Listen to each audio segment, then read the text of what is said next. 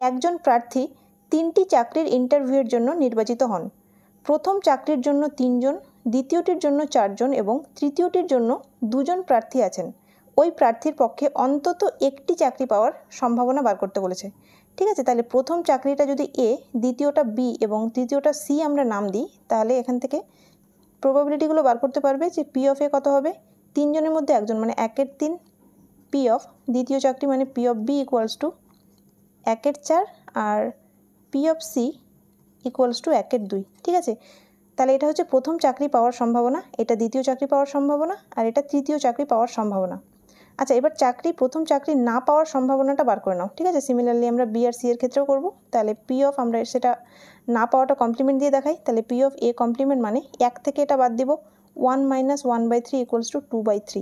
Similarly এই বাকি দুটোও করে নাও, যে P of B complement equals to 1 - 1/4 মানে 3/4 আর P of C complement 1 - 1/2 equals to 1/2।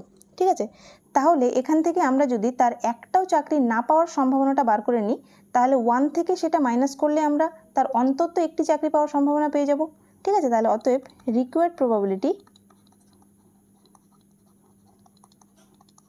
Equals to 1 minus এই তিনটের গুণফল। ঠিক আছে, মানে P of A complement intersection B complement intersection C complement, এটা মানে হচ্ছে সে একটাও চাকরি পাবে না। তাহলে সে একটাও চাকরি পাবে না, সেটা যদি আমরা 1 থেকে মাইনাস করে দিই, তার মানে এটাই দাঁড়াবে যে সে অন্তত একটা চাকরি পাবে।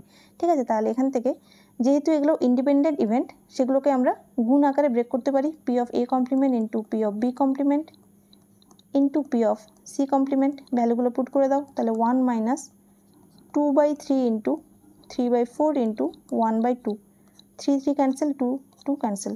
ঠিক আছে, তাহলে 1 - 1/4 ইকুয়ালস টু 3/4 হবে অ্যান্সার, অপশন বি।